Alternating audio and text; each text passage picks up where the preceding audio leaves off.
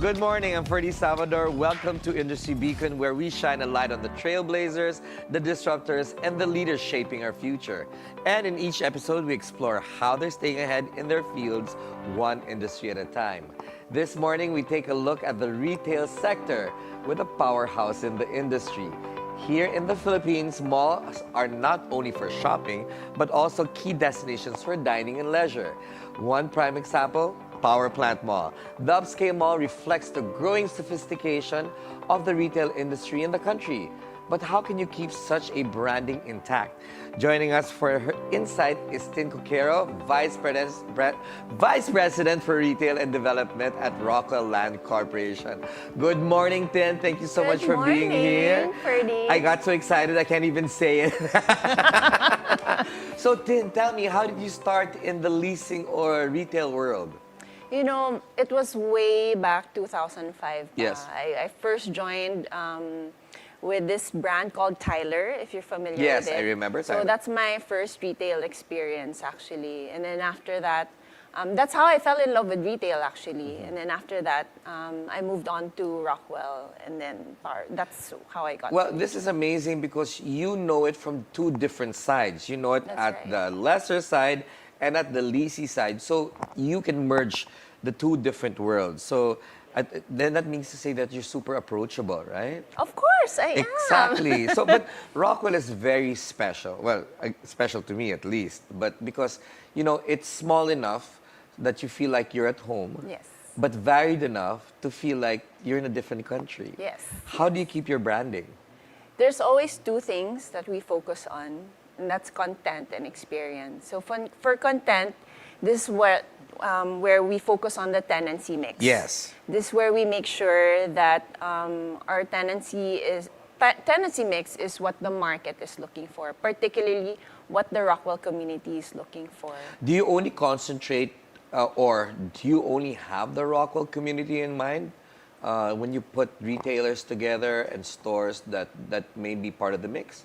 Primarily, but not necessarily the only market that we have in mind. Of course, we attract also the market from all sorts, all parts of the cities. Like we have the market all the way from Quezon City as well. A big chunk actually from Quezon City. Based on your statistics? Yes. Why is yes. that so? Why are they, I would say, migrating from Quezon City all the way to Makati? Well, when we spoke with a few of them, what we always hear is that they feel at home. Yes. When they go to Rockwell, and it's small enough. I guess they feel secure also when they go to the mall. And then they have they see everything that they need, which is like from restaurants to shopping to watching movies. Yes, in fact, if you live in Rockwell, in Makati, you literally don't have to leave the premises because everything's there. Yes. Groceries, shops for clothes, banks, numerous banks. So it's a black hole. Yes. We got a comment one time. It's the Disneyland for adults. I like that. I think you should put that on your branding, the Disneyland for adults, right? But as you mentioned a while ago, you know, you get customers or guests in the mall coming all the way from Quezon City. The holiday is upon us. How crazy has it been? It is so crazy, so insane, but it's a good thing. I think it's a good thing because ever since we launched the raffle, Yes. ever since we had the tree lighting, of course, we've had a lot of the customers that flock to the mall just to be able to see the decors and at the same time dine and shop after. Let's talk about that because year on year, your raffle gets grander and grander and grander. This year, you are raffling 2 super luxury Yes. SUVs. Yes. And I'm hoping to win one of them. I'm asking the raffle gods to bless me with that. You just need to shop more. Exactly. Okay, that's the scary part. What about the Christmas decor? Because it's so sophisticated and people do actually go there to get inspiration. And you start how early? Oh, we start Feb. As early as Feb, we start planning already for what the decors will be. And when do you actually install the decoration? Oh, we start by October. That's very early. Yes, I mean, October. people all over the world always make chide Filipinos for having the longest Christmas season, right? Yes. Maybe you guys are one of the proponents for that. Maybe, but we don't launch it until first week of November. But Right. we just start installing by October. We also try to make sure that we don't also lose the Christmas season by starting too early. Oh, that's very interesting. What about, obviously, because, I was thinking about it, power plant this has global brands. But, I think you've decided, maybe based on strategy, not to have, the super ultra luxury brands in the mall. Is there a theory behind that? Yes, well, a big factor is obviously the size of the mall. Yes. It's not as big as all the malls that you see Yes. here in Manila.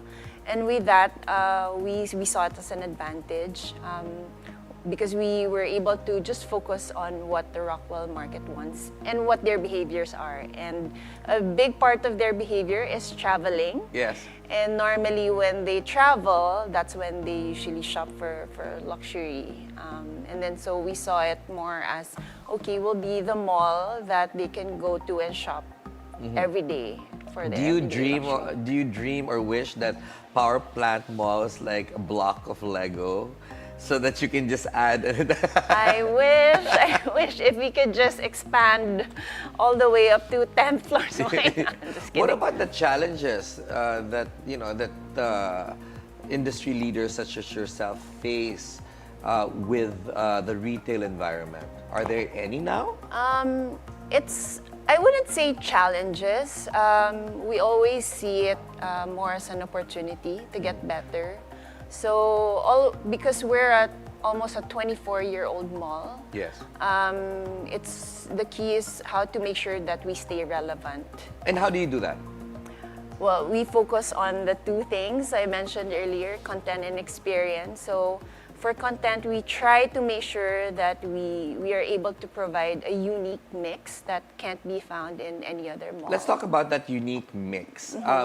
Obviously, power plant and your team has dedicated spaces for local brands, Yes. which is amazing. Is that a strategic move, or is it to help promote local retail? Both, actually. Okay. So when we were studying what our market is all about, we know that a big chunk of them appreciate artisan designs. And then with this, we saw a gap in the market, and that's when we thought that if they're going to shop in the mall, they should be able to see something that they won't be able to find when they travel. Yes. Yes. So Because I and go then to your that's mall local. to find gifts that I give to people abroad, and you got the best of everything there. Yeah. I'm interested also because power plant and you and your team have pioneered, arguably pioneered, the concept of luxury pop-ups. Yes. When did that start? It started because we don't have any more space to That's lease the out. real reason. Yes, Okay. yes. And then I remember when we were planning for the mall expansion, I remember having this discussion with one of my mentors that the key strategy also by Pacific Place in Hong Kong is to save a few spaces for revolving pop-ups, actually. And then that's when we thought, we should do this. And then that's how we did it for mall expansion. We saved a few spaces. And instead of focusing on just any other international brand, we focused on local designer pop-ups. Who were your first few, give me names, give me brands. First is Seek the Unique, Yes. actually. And then Philippine Ina. Yes. And then Rosana Ocampo. Yes, of course. And then eventually graduated to a permanent store. Yes. Ret Ayala, Red actually. who also graduated to a permanent store. Yes. And how long do the pop-ups last? Usually a month up to 3 months. Just enough to keep the customers coming back, and after that they see something new again after 3 months. That it's heartbreaking and beautiful at the same time because of course, you've got your favorites that you want you want them to stay, but you don't have the space. Yes. So how do you pick and choose? What categories do you think of, or do you guys employ to make sure that the brands that you want to keep on a permanent basis stays? It's mainly our criteria is they have to be local designers. Okay. Yeah, so from there, it's actually a very small industry. They all know each other. So because one of them would have a space, another would also want, and then that's how we are able to continue filling up the calendar year. Actually. Yeah, but obviously you can't expand Power Plant Mall. I mean, it's at capacity. Do you have any other developmental plans with the Rockwell Group? Yes, actually, this is our first time expanding at this scale. So we will have the second power plant mall in Angeles in Pampanga. Wow. Okay. Yes. Cool. Okay. So that's launching by end of 2027. After that, we're also working on our plans for Cebu in IPI. That's in Pope John Paul. And then we're also working on our plans for Bacolod, which is where we'll have Rockwell Center Bacolod there. Why the focus on provincial locations aside from the metro? Because it's time, I think. We see that the markets are ready. Yes. The markets are ready for a Rockwell, and then so that's why we're expanding it already. And will the residents and mall aficionados in those areas expect the same tenancy in Pampanga, in Cebu, in Bacolod? For Pampanga, because it's the second power plant mall, they can more or less expect the same experience and more or less the same strategy for content. It's slightly smaller in terms of space, but more or less the look and feel will be like a power plant mall. For Cebu, it's more like a community retail. So that will be a bit smaller, and then design is different as well. Very interesting stuff, but we'll get back to that. And we're going to take a quick break. Industry Beacon will be right back. Stay with us.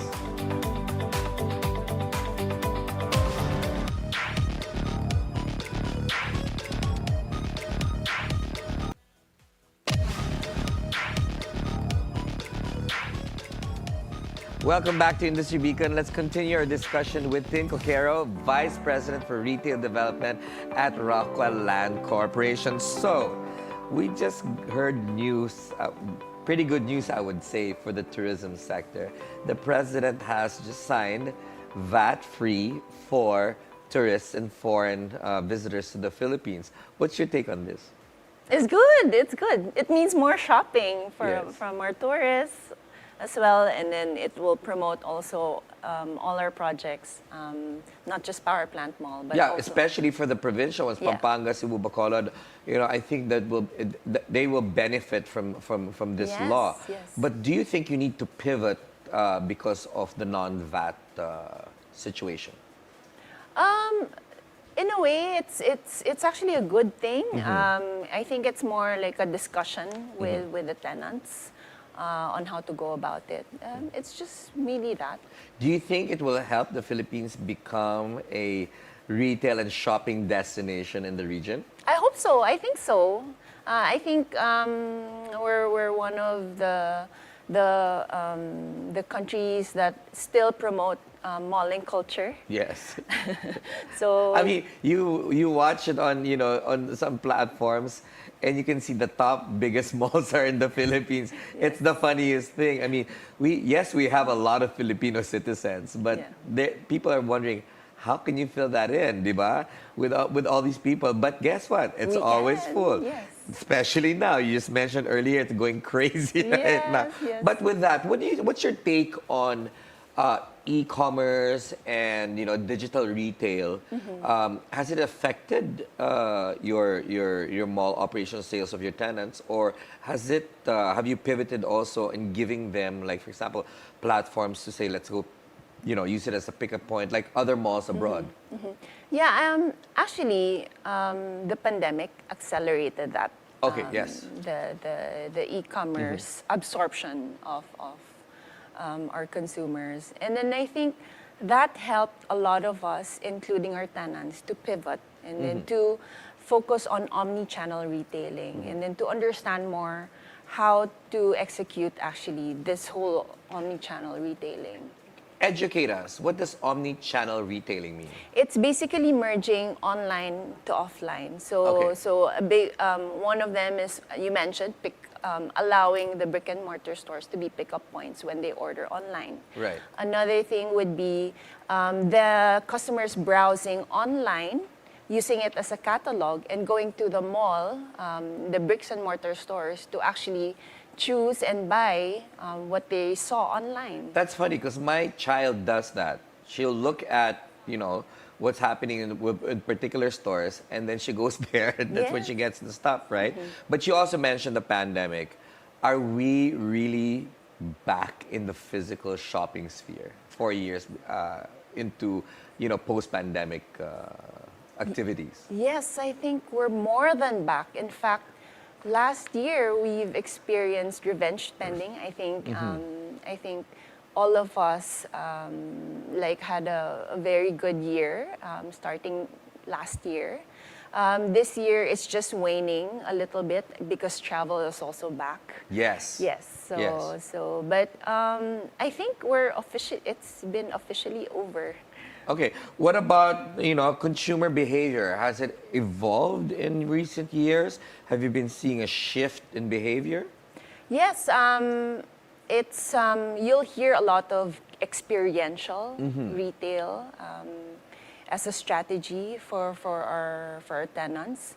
It's basically incorporating design, more of a design factor in their store, making sure that when the customer enters, that if it's targeting the young market, it's Instagrammable. Yes. Yes, and then if It's all for the gram. yes, all for the gram, or if it's for the older or more the luxury segment, then it Yes. focuses on customer service. Yes. Yes. Let's talk about something different, dining experience, because you've also recently opened more dining experiences over in Proscenium and other buildings within the Makati Rockwell complex, right? Yes.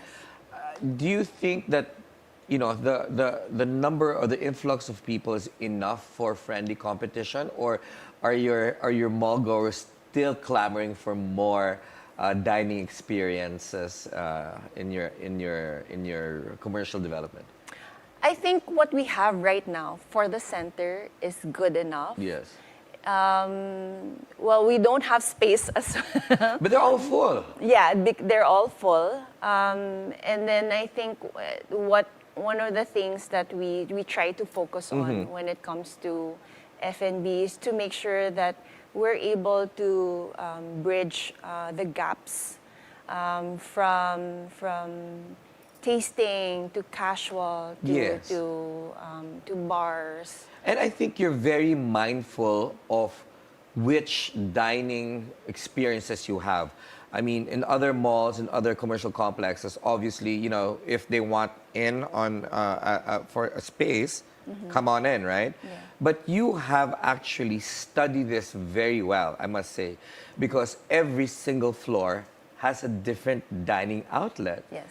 And you don't really double up. I would say there's 2, let's say, Chinese cuisine or 3 Chinese cuisine restaurants, and then 1 Spanish or 2 Spanish, and the rest, you don't triple up or quadruple up. Yes. Is that a strategy to protect your tenants, Yes. or is it so that the mall goers, go to different restaurants and have different cuisines? Yes, I mean, we can only have enough coffee, enough Japanese. So we're actually very mindful. We really control the number of cuisines that we have in the center, or the number of concepts or offerings. Just making sure the customers are able to enjoy all of the F&B experiences. It's not always more of the same. And there's a new concept that you opened a couple of months ago. It's called the Grocerant. Grocerant. And that's the first time I've ever seen a grocerant in a commercial space. Yeah. How does that work? Yeah, so we were thinking about, again, the community of proscenium. And then we knew for the residents or for the community that they would look for a supermarket or a grocery. And then we thought that it cannot be totally the same as what we have inside the mall because it just can't compete in terms of size.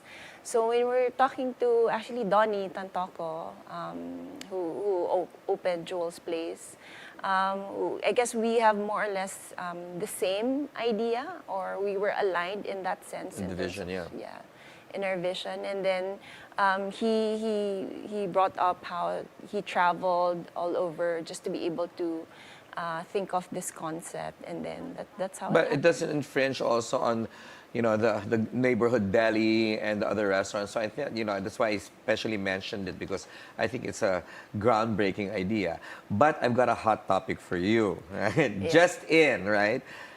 MMDA is planning to ban like 3-day sales or 1-day sales on the major thoroughfares of Metro Manila to prevent, the backlog of cars. Because currently, EDSA, let's just put it out there, can only take, I think, 250,000 cars a day. Of course, we need to do our data research on that. But if there's 3-day sales, it goes all the way up to 400,000 plus. What are your thoughts on that? We support it. I think the behavior has also changed. Yes. Of our customers. It's no longer so much about the sale. Actually, it's really all about what's being offered to them. The tenant mix. Yeah. Because obviously your mall goers are more sophisticated in the sense of targeting, because Rockwell is a destination mall. Yes. So they know exactly what's there. So that's where I'm going with the sophisticated palette, because they know exactly what they want to buy. They go in and they go out, right? Yes. So what about the challenges on retaining and recruiting in the retail sector? Has this been a problem for you? I don't even know why I'm asking you this question, because obviously you don't have space. Yeah, well, retaining customers. So we focused on just making this Rockwell's app better and better every year. We launched it during the pandemic, actually.